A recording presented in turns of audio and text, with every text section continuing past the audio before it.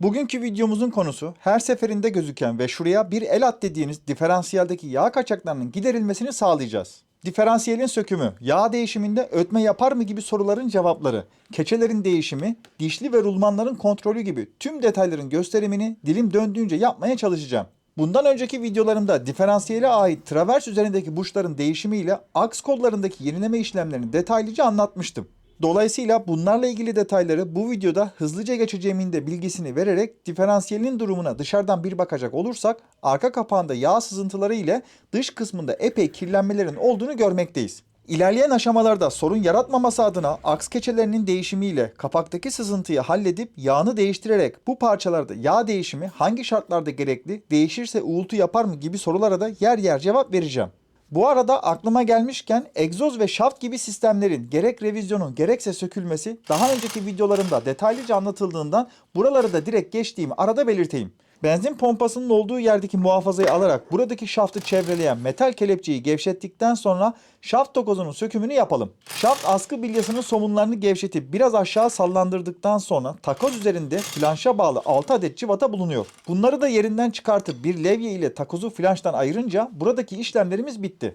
Diferansiyeli sökerek tezgaha aldığımızda yağını boşaltmak biraz daha zor olacağından yağını da bu noktada boşaltmakta fayda var diyerek boşaltma tapasını açıyoruz. Ben aracı ilk aldığımda riske girmemek adına idare etmesi açısından yağ eklediğimde 200 ml civarında almıştı. Şimdi tüm yağı boşaltıp en sonunda uygun numaradaki yağ ekleyeceğimizi ve bununla ilgili tüm detayları da orada anlatacağım için şimdilik yağ konusunu geçelim. Diferansiyelin sağ tarafında bulunan hız sensörünün cıvatasını sökerek sensörü kırmadan çıkartmaya çalıştım. Sensör yuvaya çok sıkı oturduğundan ve zarar vermeden çıkartmak amacıyla uğraşma açısından sürecin en fazla vakit alan noktası oldu diyebilirim. Sökülürken contası da zarar gördüğünden montaja geçtiğimizde bunun da yenilemesini yapacağız. Artık diferansiyeli tüm çevre birimlerinden kurtardığımıza göre travers üzerindeki cıvatalarını sökerek aşağı alabiliriz. Arka tarafta 2 adet, ön tarafta ise 1 adet cıvatası bulunan diferansiyelin bağlantılarını ayırırken alttan kriko ile desteklemeniz gerekmektedir. Tüm bağlantıların sökülmesiyle tamamen boşa çıkan diferansiyeli kontrollü bir şekilde kriko ile indiriyoruz. Sökülen diferansiyelin durumuna da yakından bakacak olursak görüntüler size her şeyi anlatıyor.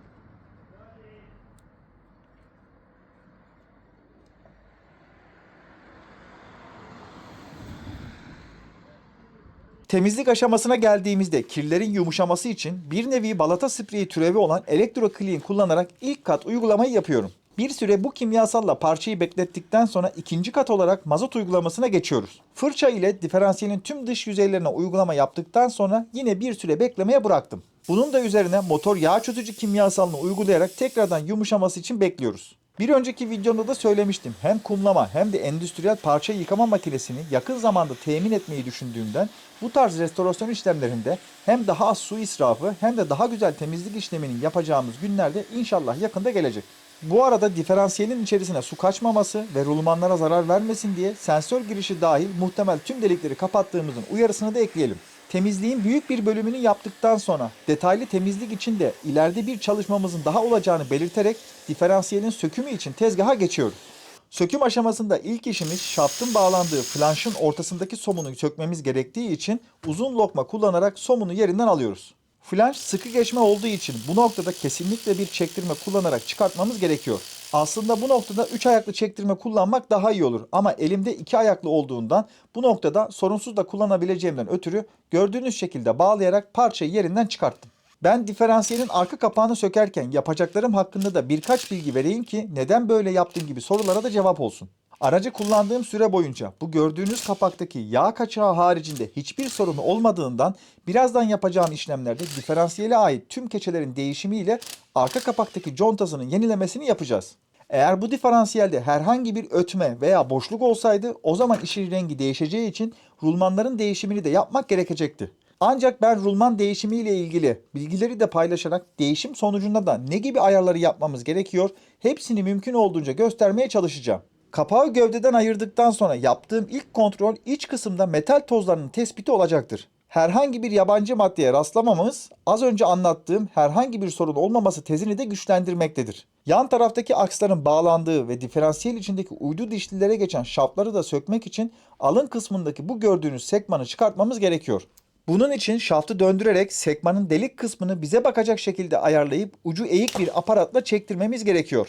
Diferansiyelin tipine göre bu görselde gördüğünüz farklı sekman tipleri de olacağından bizim işimiz nispeten diğerlerine göre kolay diyebilirim. Biraz kuvvet uygulayarak yaptığım çekme işleminde nihayet sekman yuvasından fırlayarak çıkıyor. Bu noktada sekmanı kaybetmemenin son derece önemli olduğundan kaybolması durumunda muadilini bulmak sizi sıkıntıya sokabilir. Her iki tarafın da sekmanı çıkartıldığına göre artık aks bağlantı şaftlarını gövdeden ayırabiliriz. Şaftları gayet rahat bir şekilde yerinden çekerek çıkartıyoruz ki alt kısımda bulunan yan keçelere ulaşabilelim. Diğer tarafın da şaftını çıkarttıktan sonra alt kısımlarında bulunan ve pinyon dişli ile rulman üzerindeki baskıyı doğrudan etkileyen pullara çok dikkat etmemiz gerekiyor. Asıl adı şim olan bu pulların sağ sol kalınlıkları farklı olduğundan karıştırmadan ve üzerlerine işaret koyarak muhafaza etmemiz gerekmektedir. Burada yapılacak olası hatalarda şunları illaki duymuşsunuzdur. Abi keçe değişti, yağ değişti, diferansiyel ötmeye başladı. Demek ki yağ değiştirmemek lazım gibi söylemleri sıkça duymuşsunuzdur. Keçe değişiminde ve şaftlardaki pulların montajına dikkat edilmediğinden iç kısımdaki rulmanlara binen yük ile taç dişliğe oluşan baskı az önce bahsi geçen arızaları da beraberinde getirmektedir. Aslında diferansiyel revizyonu yapılırken rulman değişimlerinde bu bahsettiğim sorunlara tam olarak literatürde backlash noise denilmektedir.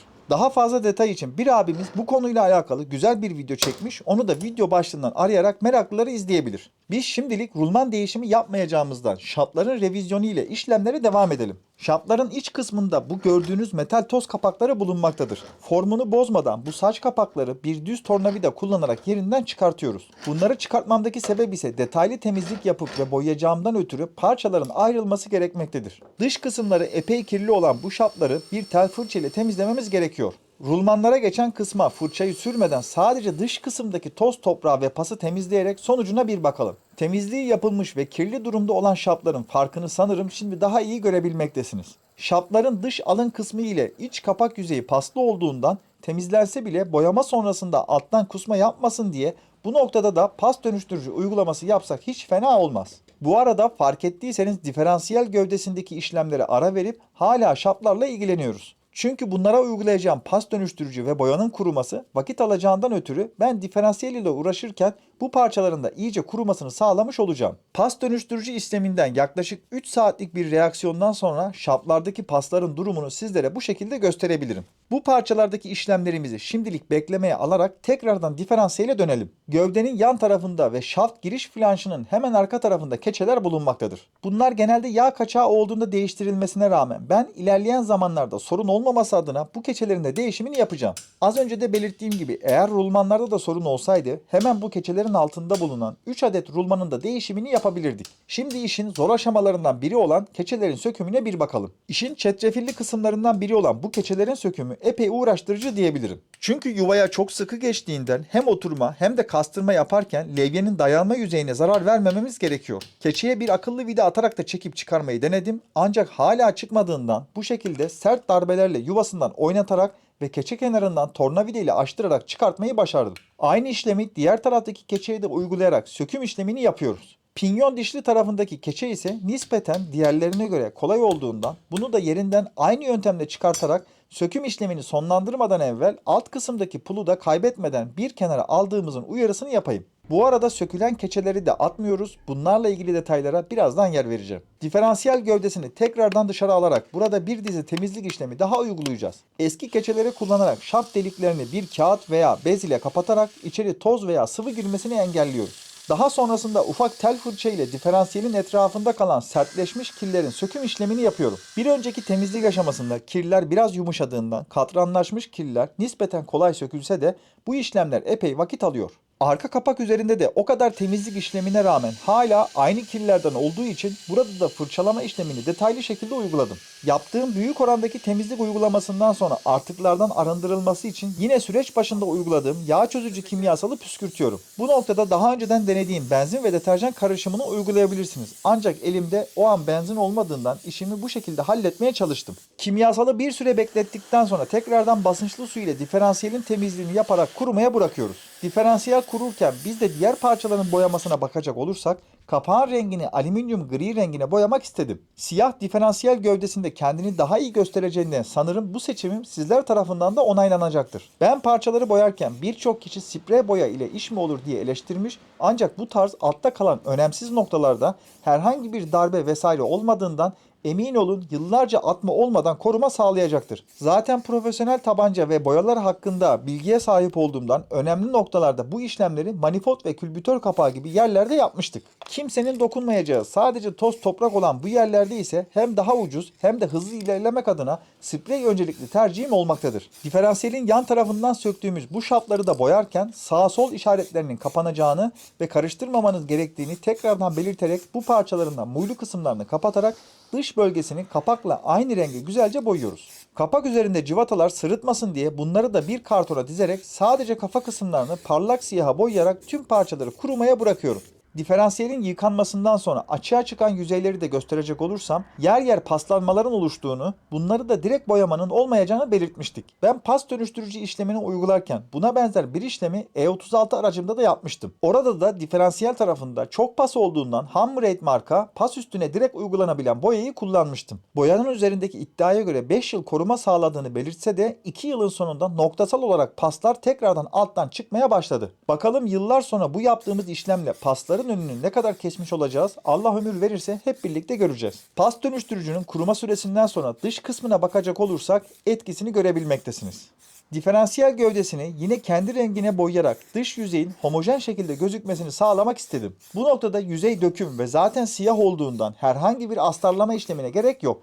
Dışarıdan tornavida veya levye gibi aletlerle sürtmediğiniz sürece bu boya parçanın kaplamasını sorunsuz şekilde sağlayacaktır. Nihayet süsleme işlemlerinin bitmesiyle ve parçaların hepsini boyanın kemikleşmesi adına en az 24 saatlik bir beklemeye bıraktıktan sonra kapak ve diferansiyelin son hallerine de kısaca bir bakalım.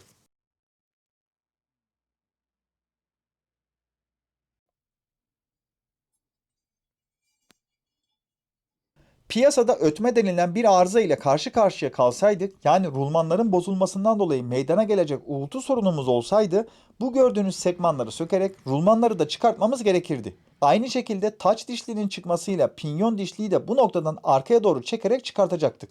Böylece gövde içindeki rulmanları preçle değiştirip yenilemesini yapabilirdik. Bende bu tarz sorunlar olmadığı için sadece keçe değişimlerini yaparak toplama işlemine devam edeceğim. Eğer ilerleyen zamanlarda bu tarz sorunlu bir diferansiyel de elime geçerse gerekli revizyonların yapıldığı ayrı bir video daha yayınlarız. Giriş kısmındaki flanşın hemen arkasında bulunan keçe, Febi sponsorluğunda temin etmiş olduğumuz 34917 kodlu keçemiz oluyor. Keçeye baktığımızda belki sponsorumuz bana kızacak ama iç kısmındaki ölçülerini de gösterecek olursam bu ölçüleri referans alarak sanayide keçe satan malzemelerden tam uyumlu şekilde de temin edebilirsiniz. Neden böyle söyledim? Çünkü ben şase numarası ile sipariş etmeme rağmen bu gördüğünüz keçe gelmişti. Ancak W124'ün farklı özellikteki bir diferansiyeline ait olduğundan benimkine uymadı. Ben de sadece bu paketten çıkan somunu birazdan kullanacağımın bilgisini de vererek işlemlere devam edelim. Yeni keçeyi montajlamadan önce rahat geçmesi adına silikon gresle ufaktan yağlama yapmamız gerekiyor. Keçeyi düzgün bir şekilde yerleştirip ufaktan tıklayarak sabırlı bir şekilde montajı yapıyorum. Bu keçe yanaklı olduğundan üstüne uygun çapta bir boru koymanıza gerek olmadan tabii keçeye de zarar vermeyecek şekilde çekişle vurarak tam ve doğru şekilde oturtulmasını sağlayabilirsiniz. Keçeyi gördüğünüz üzere uygun şekilde montajladıktan sonra flanşın yerleştirilmesine de bir bakalım. Bu işlem kolay olduğundan burada yapacağım tek uyarı şaft veya mil montajlarında keçeye temas eden noktalar sistemde hangi yağ kullanılacaksa kesinlikle onunla yağlanmalı ki keçenin mili kavradığı noktalarda sorunlara yol açmasın. Flanş pinyon dişli miline tatlı sıkı geçtiğinden burada sökerken kullandığımız lokma ile hafif hafif tıklayarak montajını yaptım. Az önce söylediğim gibi burada eski somun yerine diğer keçe setinden çıkan flanş somununu alarak yenilenmiş şekilde bunu da idareten tutturuyoruz. En önemli noktaya geldiğimize göre ve birçok kişinin keçe değişiminden sonra diferansiyelde ötme başladı diyenlerin kervanına katılmamak için kimsenin anlatmayacağı detaylara parmak basalım. Bu somunu kesinlikle sonuna kadar yani sıkabildiğimiz kadar sıkmıyoruz. Çünkü biz sıktıkça pinyon dişlinin konik rulmanlar üzerindeki baskısı artacağından ve taş dişliye temas noktaları değişeceğinden belli bir ayarda yapmamız gerekiyor.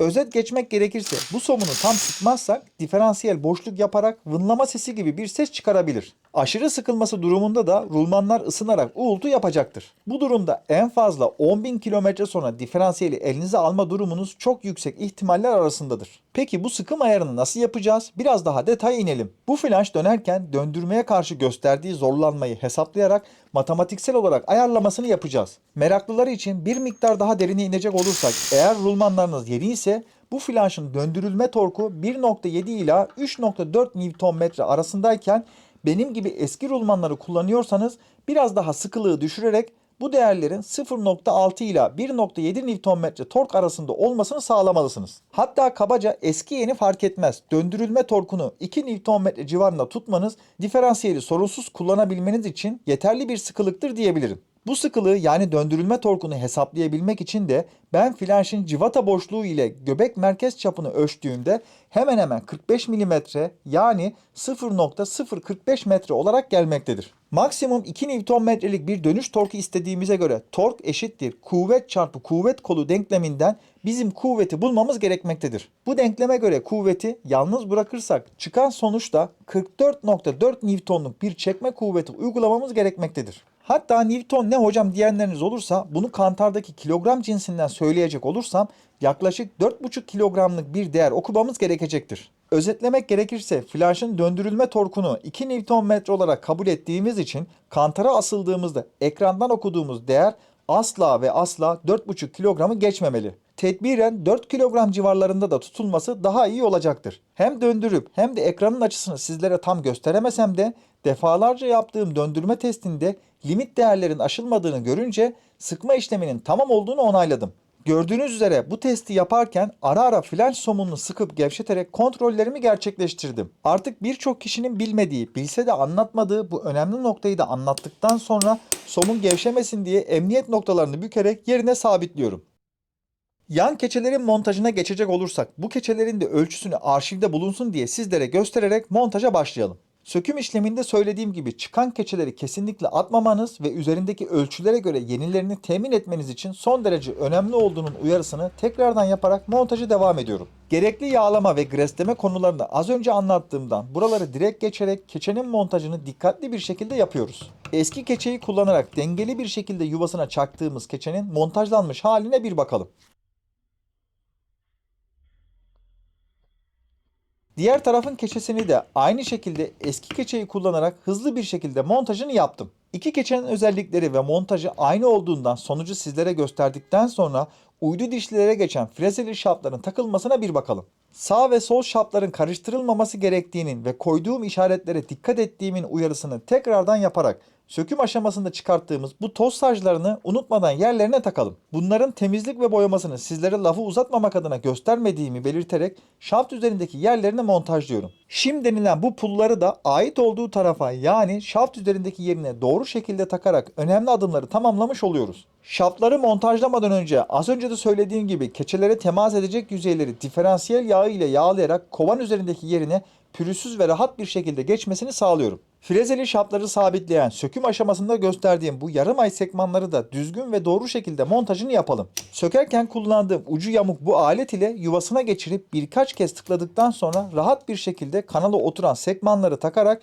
işin büyük kısmını bitirmiş oluyoruz. Şimdi bu noktada gerçekleştireceğimiz son kontrol pinyon dişlide yaptığımız ön yük ayarı ile yan şaplardaki pulların montajıyla taç dişli ve pinyon dişlinin birbirini öpme yani temas noktalarındaki desene de bir bakalım. Bunun için tam Türkçe karşılığı nedir bilmiyorum ama Gear Marking Compound olarak geçen renkli boya gibi ürünler mevcut. Bu ürünü taç dişli üzerindeki bir bölüme uygulayarak pinyon dişlinin taş dişli üzerindeki temas noktalarını kontrol edebiliyoruz. Tabi ben de bu bahsettiğim üründen olmadığı için ve küçük çaplı aramalarımda da bulamadığımdan ötürü ben beyaz seramik gresle yapmayı uygun gördüm. Merak etmeyin, gres kalıntıları süreç sonunda temizleneceğinden diferansiyelin çalışmasında da herhangi bir olumsuzluk oluşturmayacaktır. Gresi sürdükten sonra pinyon dişliyi flanş tarafından döndürerek birkaç defa taç dişli üzerindeki greslerden geçmesini sağlıyorum. Daha yakından yaptığımız kontrolde silinen gres kalıntılarına baktığımızda burada anlatmak yerine böyle bir görsel ile istenen veya olması gereken deseni göstereyim. En üstteki desen istenen model olduğundan diğer hatalı desenlerin bizim dişli üzerinde olmadığını görmek mümkün. Genellikle ideal desenin bu şekilde olduğunu göz önünde bulundurursak bizimkisiyle kıyaslandığında birebir mükemmel değil ama göz kararıyla baktığımızda istenen formlarda olduğunu görmek mümkün. Zaten hatalı desenlere ait bir yapıyla da karşılaşmadığımdan ötürü bu kontrolden de geçer not aldıktan sonra kapaktaki işlemlere bir bakalım. Fabrikasyon olarak normalde arka kapağın diferansiyeli öptüğü yerde herhangi bir conta bulunmuyor. Bu kapağı montajlarken sıvı conta ile kapatmamız gerektiği için ben daha uzun ömürlü olması adına araya klingerit conta koymak istedim. Geleneksel yöntemlerle contayı kapak üzerine yerleştirip çekiç ve zımba ile vurarak kesilmesi yapılabilir. Ancak ben hem şekil olsun hem de arşivimde durması açısından aynı zamanda çizim dosyasını da meraklıları için video açıklamalarına ekleyerek faydalanmanızı sağlayacağımdan ötürü bu kapağın şablonunu çıkarmak için bir dizi çalışma gerçekleştirdim. Çıkartacağım şablon için kapağı dik bir şekilde kameraya ayarlayarak güzel bir fotoğrafını alıyorum.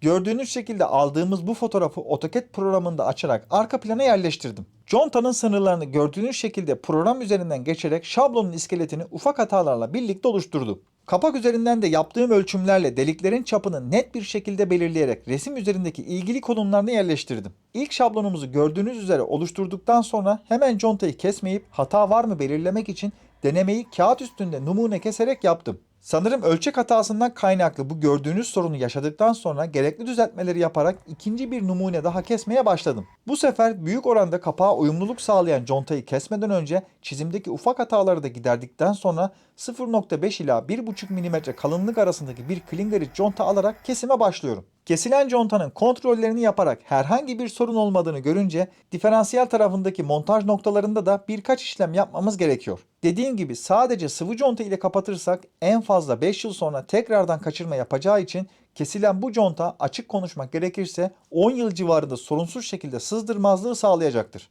Emin olun aslında hiç gerek yok ancak psikolojik olarak kafam rahat olsun diye contanın her iki tarafına da sıvı conta uygulayarak işimi sağlam almak istedim. Neden diye sorabilirsiniz. Buradaki kapak eğer arıza olmazsa çok uzun yıllar sökülmeyeceğinden sızdırmazlığını mümkün olduğu kadar uzatmak istedim. Sıvı contayı ince katman olacak şekilde elimle güzelce yayarak contayı üzerine dikkatlice yerleştirdim. Conta üstüne de aynı işlemi yaparak uygulamamızı gerçekleştiriyoruz. Sıvı contanın kuruması 24 saat olduğundan kenarlarından çok az taşan kalıntılar iyice sertleşeceğinden merak etmeyin diferansiyelin içine düşme gibi sorunlar oluşturmaz. Ancak kuruma süresini beklemeden yağ dolumu yaparsanız bu sefer bahsi geçen sorunlar olabileceği gibi yağ sızıntıları ile de karşı karşıya kalabilirsiniz.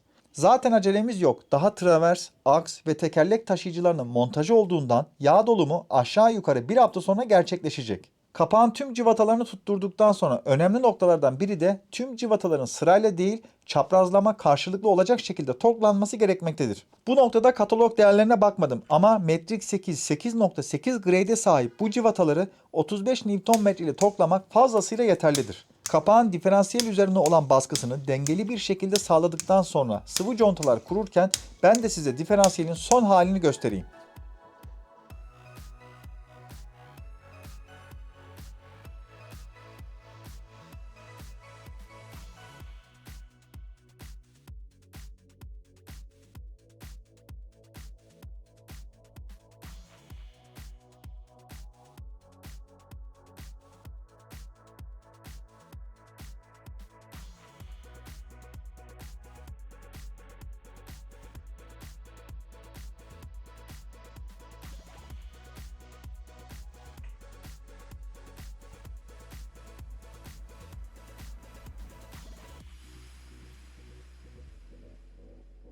Travers üzerindeki diferansiyel burçlarının yenilenmesini daha önceden yaptığımızdan buradaki işlemi direkt geçerek montaja bir bakalım. Kriko ile desteklediğimiz diferansiyeli kontrollü bir şekilde kaldırarak travers üzerindeki noktalarına kadar getiriyorum. Buradan cıvatalarını idareten tutturarak baş tarafındaki takozun da montajını yapalım. Bu gördüğünüz pullu takozlar da yine Febi sponsorluğunda temin edilerek diferansiyelin ön tarafındaki yerine montajlanacaktır. Takozları uygun şekilde yerleştirip civatasının torklamasını 50 Nm olacak şekilde sıkarak işaretlemesini yapıyoruz. Arka tarafta bulunan 2 adet metrikon civatanın da torklamasını 70 Nm ile yaparak aynı şekilde işaretini koyup diferansiyelin mekanik montajını büyük oranda bitirmiş oluyoruz. Video başında diferansiyel üzerindeki hız sensörünü sökerken epey zorlandığımızdan contası da zarar görmüştü. Bu contayı da NBR yerine ısıya dayanıklı Viton O-Ring ile yenileyerek sensörün montajını diferansiyel üzerindeki yerine gerçekleştirdim. Yağ dolum tapasını gördüğünüz bu noktadan açarak ilk dolumumuzu yapalım. İlk doldurulan yağı durulama amacıyla kullanacağımdan ötürü ucuz bir yağ ile yapmayı tercih ettim. Aslında bu işlemlere de gerek yok. Lakin iç kısımdaki gres kalıntılarıyla epey açık şekilde bekleyen diferansiyelin iç kısımları tozlanabileceğinden bu yağ ile ufaktan bir yıkama yapmak istedim. Yağ dolum ağzından taşana kadar doldurduktan sonra tapamızı kapatarak hem teste hem de yıkama aşamasına geçeceğiz. Tabi bu işleme geçmeden önce aks ve şaftın montajını diğer videolarımda detaylıca gösterdiğimden buraları direkt atlıyorum. Aracı uzun bir aradan sonra ilk marşı vererek çalıştırıp biraz ısınmasını bekleyerek tekerleklere hareketi veriyoruz. Bir süre bu şekilde çalıştıktan sonra tekrar araç altından durulama yaptığımız yağı tapaya açarak boşaltıyoruz. Tam bu noktada yeni koyacağımız yağ reklam olmasın ama 1,1 litre civarında GL5 özelliğindeki 75-85 numaralı yağ tercih ettim. Motul yağ seçici uygulamasından sizler de aracınıza uygun özellikteki sıvıları tespit ederek olası hatalarında önüne geçmiş olursunuz. Bizim kullanacağımız yağ GL5 özelliğinde olacağı için özellikle 75-85 veya 70-90 gibi viskozite numarasından çok bu niteliğe önem vermemiz gerekiyor. Eğer aldığınız yağın üzerinde GL5 yazmıyorsa çok büyük ihtimalle o yağ GL4 özelliklere sahiptir. Her neyse motul olması şart değil. İstediğiniz markanın yağını doldurduktan sonra tapamızı tekrardan kapatarak nihayet araç üzerindeki işlemlerimiz de bitiyor. Detaylara yer verdiğim için biraz uzun süren bu videomda inanın daha anlatmak istediğim ve kestiğim çok fazla bölüm var. Ancak hem sizleri sıkmamak hem de benim işimin zorlaşmaması adına kimselerin anlatmadığı önemli detaylara yer vermeye çalıştım. Umarım otomobillere gönül vermiş insanlara güzel bir kaynağı ve bu işi yapacaklara da rehber niteliğinde bir video olmuştur. Eğer buraya kadar izleyip sabrettiyseniz yorumlarda bir teşekkürü ve beğeniyi de çok görmezsiniz diyerek videomu sonlandırıyorum.